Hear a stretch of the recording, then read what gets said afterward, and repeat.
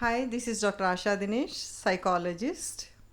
When we talk about abuse or domestic abuse, what generally we think is physically hitting or shouting or verbally abusing, but there is much more to abuse than this.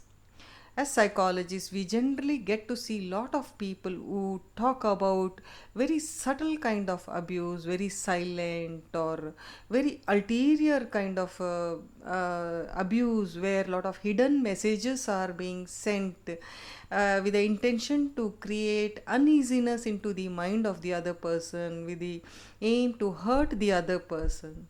The tactics which generally used are passive aggressive kind of tactics. Say, for example, having a grim face for a long period of time, or withholding communication, not listening to the other person, not talking to the other person, or sometimes even stop eating for days together. This kind of things create lot of emotional suffocation and psychological turmoil into the other person, and which is very very detrimental when it comes to health, or when it comes to psychological well-being of the person. Sometimes things like withholding social contact of the person, especially in a close relationship, especially in a spousal relationship, expecting the person not to talk to particular people, not to have contact with his or her parents, just because this person doesn't share cordial relationship with them. Sometimes it can also be things like directly attacking on the self esteem of this person by unfavorably talking about his look, or about education, or about his earning, or his family background, things like that. Researchers have proved that this kind of abuse over a period of time can have a multitude of impact on life in general. It can have a detrimental effect on health, on psychological well-being of the person. It can lead to lot of anxiety and depression into the person.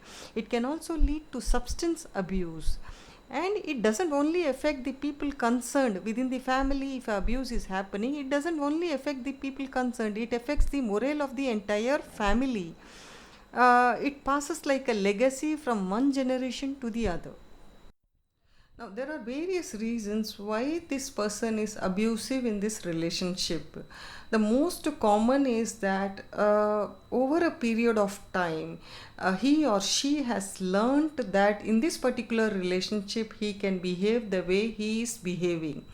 And whatever is tolerated, it continues to occur more often. The chances that it occurs becomes higher and higher. The other causes can be this individual's personality. If the person is with a low self esteem, or if the person has a feeling of insecurity, this controlling behavior may temporarily give him power, and which make him feel good about himself. It can also be if an individual is perfectionist. He sets a standard for himself, and he sets a standard for others. When those standards are not met, he may have urge to find fault. He may have urge to criticize others, which may lead to ill feeling in the relationship.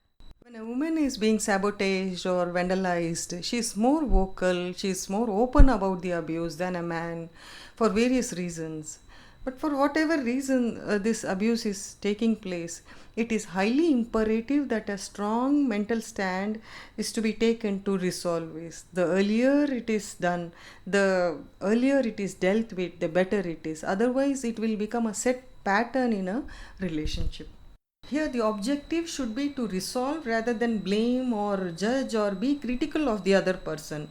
It is very important to have heart to heart talk and be kind of honest and open about your feeling. It is very important to listen to the other person, because when you listen to the other person, you get to know his feelings in a better way. You develop a better insight into what the other person is thinking, Sometimes in some cases what happens is a person may get involved into an abusive behavior because he himself is feeling victimized and is not able to be vocal about it, not able to be very open about it, and hence may get involved into an abusive behavior. So arriving at a win-win situation should be the main objective, and a clear no to abusive behavior is very, very important.